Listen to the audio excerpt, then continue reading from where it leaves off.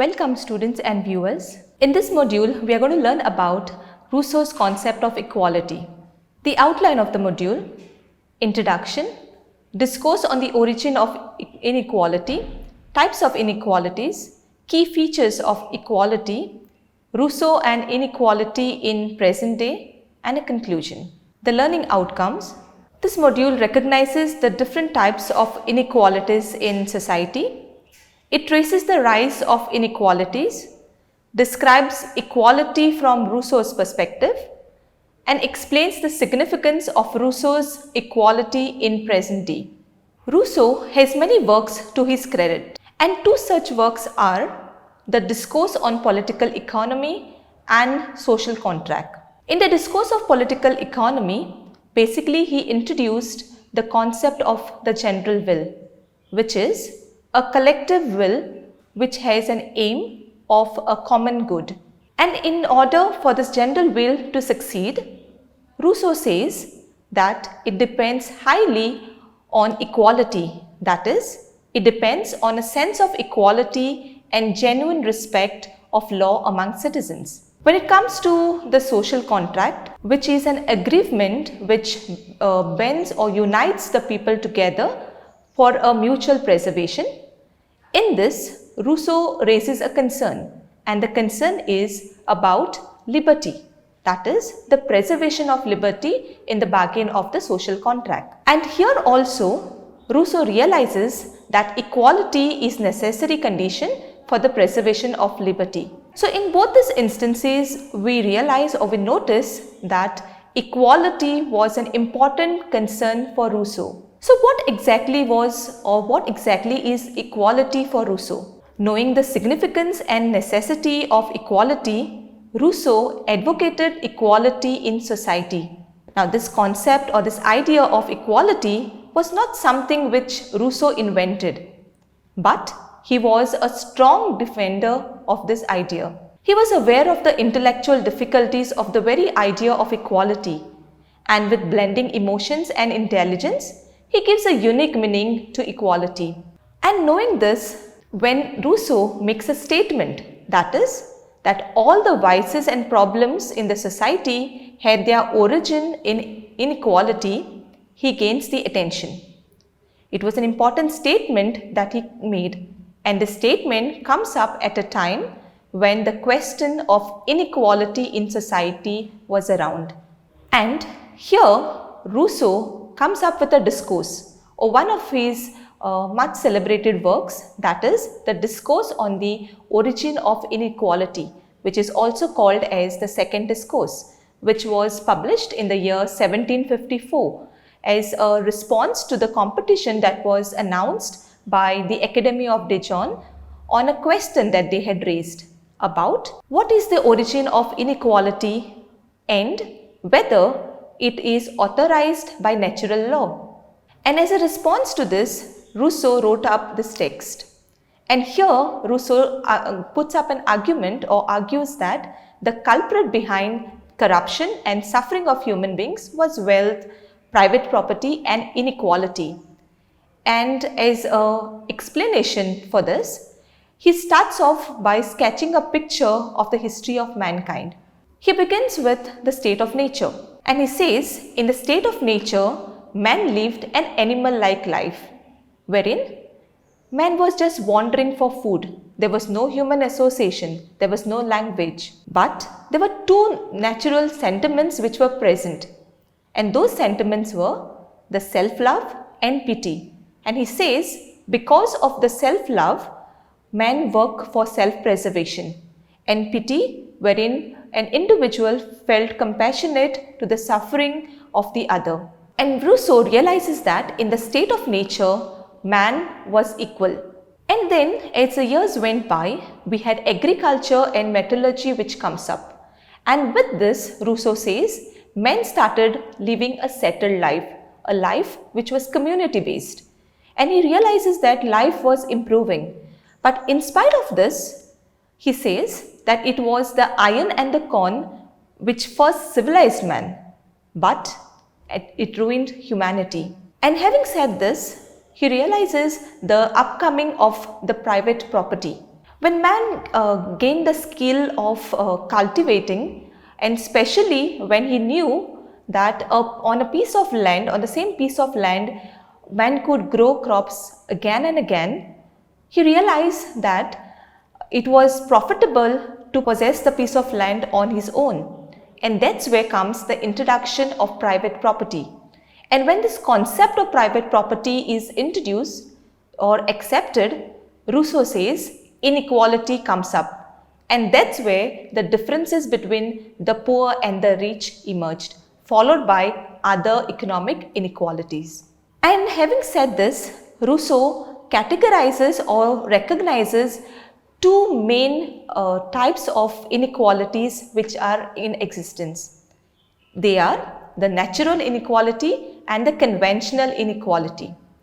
When it comes to the natural inequality, it consists of the age differences, the body strength, the capabilities, the qualities. And when it comes to the conventional inequalities, basically it talks about the political and the moral inequalities. So in the natural inequalities, which we just spoke about, how it is about, it's a product of nature. And as such, Rousseau says that since it is a product of nature, it is unalterable. So seeking out an alteration is not something which he advises. But when it comes to the conventional inequalities, that is about the moral and the political inequalities, which basically consist or which basically includes that there are certain sections of the society which enjoy some privileges on the exclusion of the others. It could be the benefits of wealth, power, position. And he says that these inequalities are man-made, they are human designs. And as such, they are a product of society. And since it is a product of society, something which man has designed, they are alterable. They can be changed. And as such, Rousseau suggests that these inequalities have to be addressed and there have to be an attempt made in order to remove these inequalities. And in order to understand these inequalities further, let's take an example. An example wherein we all know that nature has gifted some with a fair complexion, whereas the others with a dark complexion. Now this is a natural inequality. But when the society recognizes or realizes that the fair skin are more superior and should live a luxurious life, and the dark complexion individuals should live in slums, he says that this would be something which is man-made. It's a human design, which is a conventional inequality. So that is not just. So by invoking the concept or the principle of equality, Rousseau says that both, whether it is a natural inequality, both have to be given an equal opportunity when it comes to education, when it comes to employment, when it comes to the other benefits of the society. And this is what Rousseau talks of when it talks about equality, not about the fair complexion people, the dark complexion people being fair complexion, no, but about equal opportunity irrespective of the natural inequalities. So Rousseau says that with the rise of population, there is a need for transition from the state of nature to civil society. So something which shows to us the practicality that Rousseau was aware of. Besides this, he says that natural inequalities among men are replaced by legal equality, which provides for the protection of each individual's fruit of labor. And by virtue of legal equality, all citizens become equal in the eye of law, and in spite of their natural differences inherited from the state of nature. And how this will try to address the natural inequalities which are present. The key features of equality. He agreed that the equality prevailed in the state of nature, but also said that it would be wrong to desire the same equality in the civil society. Now, he was an advocate of social equality, but he never spoke about total equality. So, he permitted two sorts of inequalities. One, the natural inequality, which is about the age, which is about the physical strength, and he also accepted inequality that resulted from rewarding those who rendered special service to the community. Social equality, he says, implied equality of opportunity. He argues further that gross material inequality can put liberty up for sale, wherein the poor will be willing to sell their freedom and the rich would be capable of buying it. Thus, he asserts that some level of material equality is needed in order to ensure that liberty comes before profit, and liberty or freedom is something which cannot be bargained for. So he advocated an equal distribution of rights but not an equal distribution of rank. So the relevance of Rousseau on his inequality today. With the advancement of scientific knowledge, technology, large areas of natural inequalities can be altered. If we take some physical deformities, handicaps, they can be prevented by timely care and treatment.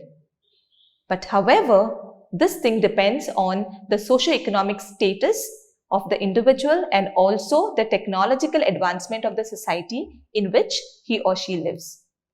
The distinction between natural and conventional inequalities is greatly relevant and is in the present contemporary society.